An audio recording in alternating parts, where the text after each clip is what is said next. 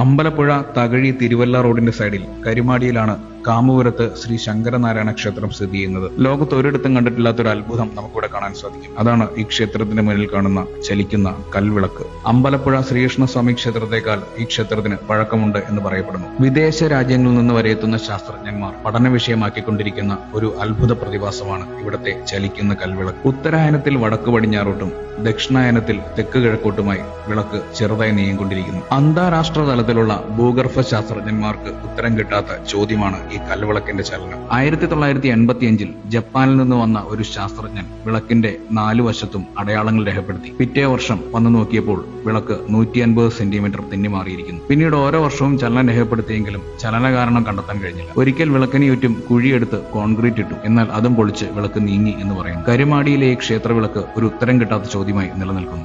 ശാസ്ത്ര ലോകത്തിനും ആധുനിക മനുഷ്യന്റെ ചിന്താഗതിക്കും പിടിതരാത്ത നിർമ്മിതിയായി ഈ കൽവിളക്ക് കാമുപുരത്ത് ശ്രീ ശങ്കരനാരായണ ക്ഷേത്രത്തിന് മുമ്പിലായി ചലിച്ചുകൊണ്ടിരിക്കുന്നു.